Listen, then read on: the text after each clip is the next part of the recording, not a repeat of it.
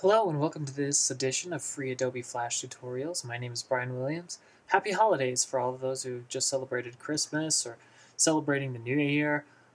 That's what kind of got me a little late posting this one this week, but I wanted to make sure to at least get one this week. This tutorial is about movie clips. Movie clips are very important, especially when we later get into some action script and even animation. It's especially important to understand, so we wanted to cover some basic elements of the movie clip. Brief introduction. So with Flash we work with time, and this main timeline up here, we talked about it with frame-by-frame animation and all those other things. What a movie clip does is kind of a container. It's a timeline within a timeline, and so you can actually have multiple timelines. I'll show you how to do this. You can create a movie clip out of any object, out of a shape or a photo or text. You can actually create an empty movie clip, which I'll show you later on, to fill. So if you create an object, select it, and press F8, that's F8, pulls up this little menu bar. And that you could turn this shape into either a movie clip, a button, or a graphic. We want to create a movie clip. This movie clip is an instance of symbol 2. It shows up here in the library. And you can see our box now has this blue outline, which indicates that it is a movie clip. If you double-click inside of the movie clip, you can see that our timeline up here has changed. And this timeline has now become the timeline of the movie clip.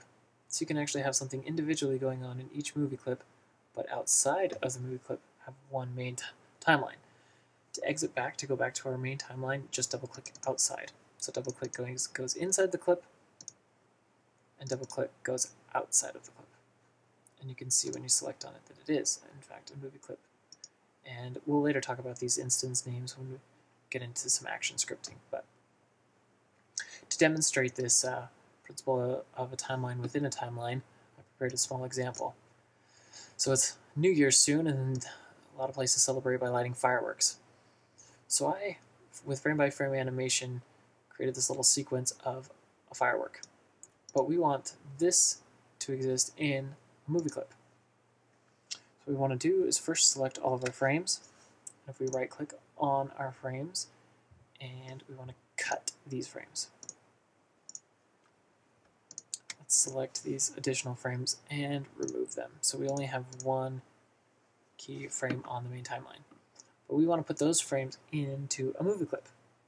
If you press Apple F8, with Windows I'm not sure you see the Control or Alt, you can try around, but that'll pull up your movie clip menu again. We want to create a movie clip. So we have this symbol 1 comes up here on the corner, which indicates we have a movie clip, and we have our main timeline up here. If we click on this symbol, or if we click on that arrow and drag it out to our main timeline, we'll get this arrow, which means this is an empty movie clip. You can see it here down in the Properties panel. If we double click on it, we're actually inside of this empty movie clip.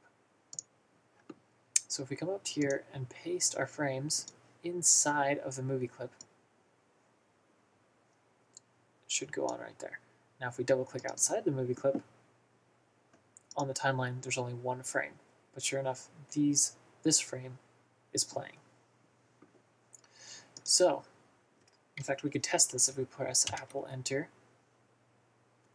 You can see that this movie clip timeline is still going, but the main timeline is stopped because there's only one frame. So it'll loop like that. Now the benefit of that is we can easily copy and make different changes to the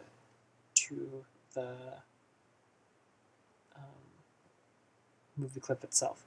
For example, if we wanted to copy this, we don't want one firework, we want 2 fireworks.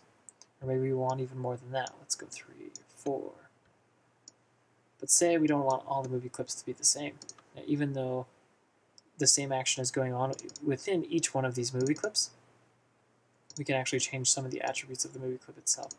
We can, for example, make it smaller or shift the direction. So say we want a couple small ones.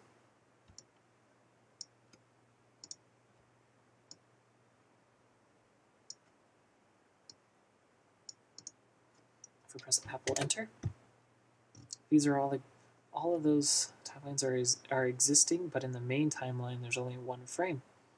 That allows you to put timelines within timelines. So we could, for example, have another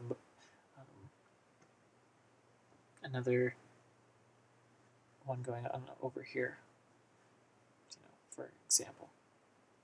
Then we can later, when we learn some ActionScript, we can call on and talk to these movie clips, but you can create these movie clips into buttons and functions and those kind of things, which we'll get into a little bit later. But I hope that was beneficial to talk about movie clips. Again, to create a movie clip, press F8. To create an empty movie clip is Apple F8, and then you can create the timelines within the timelines to go in and out, double-click to go in, double-click to go out. Now the thing is, one thing to remember is that these are all an instance of the same movie clip. So if you edit any one of these clips, it's going to affect every single one of these. So that could be a good thing, could be a bad thing, depending on how you use it. So hopefully that was beneficial to you. I thank those that have given me some feedback and some love to hear from you at freeflashtutorials@gmail.com. If you have any requests, any questions, anything you'd like to start out with, want a list of links or something like that, a good place to check out, just shoot me an email at freeflashtutorials@gmail.com. Hopefully this tutorial was beneficial for you, and I hope you have a happy holidays. See you next week.